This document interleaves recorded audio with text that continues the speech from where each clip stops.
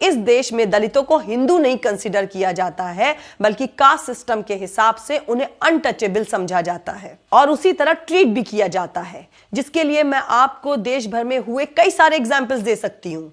जैसे कि एक दलित को अपनी जान से सिर्फ इसलिए हाथ धोना पड़ा क्योंकि वो ऊंची जाति वालों के सामने कुर्सी पर बैठकर खाना खा रहा था। अब मैं आपको दूसरा एग्जाम्पल देती हूँ। हमारे देश भारत में एक दलित का हाथ सिर्फ इसलिए काट दिया गया क्योंकि उसने अपने हाथ से एक ऊंची जाति के लोगों के कुत्ते को छुआ था। अब मैं आपको तीसरा और आखिरी एग्जाम्पल देती हूँ। मैं इसको आखिरी इसलिए कह रही हूं क्योंकि इसके बाद आपको कोई दूसरा एग्जाम्पल जानने की जरूरत ही नहीं रहेगी, क्योंकि ये एक दलित सीएम के साथ हुआ है, ये एक दलित मुख्यमंत्री के साथ हुआ है।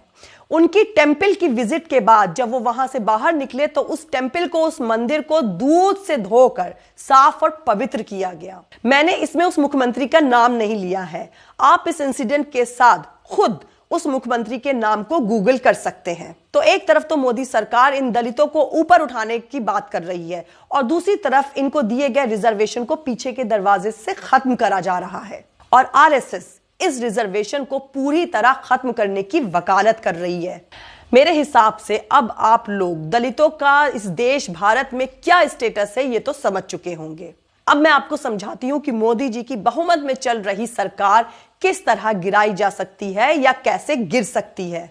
तो मुसलमानों, आदिवासियों और दलितों के साथ एनपीआर एनआरसी का इस्तेमाल करके किस तरह से जुल्म होने वाला है ये तो अब आप लोग समझ चुके हैं।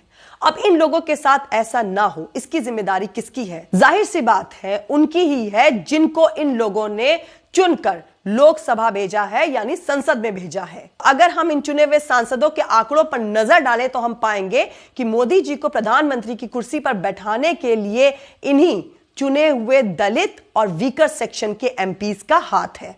दोस्तों, इस वक्त प्रधानमंत्री के पास 303 एमपीज हैं और प्रधानमंत्री की कुर्सी पर बैठने के लिए तकरीबन 272 एमपीज के समर्थन की जरूरत होती है।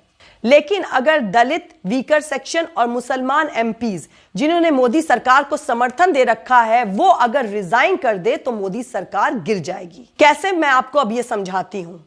अगर आप एमपीज पर नजर डालें तो आप पाएंगे कि 131 एमपीज यानी 131 एमपीज दलित और वीकर सेक्शन से आते हैं। इसमें से 77 एमपीज भाजपा में हैं और अगर ये सारे 77 दलित, मुसलमान और पिछड़े सेक्शन के एमपीज डिसाइड कर ले रिजाइन करने के लिए तो मोदी सरकार सिर्फ 226 पर ही सिमट कर रह जाएगी और साहेब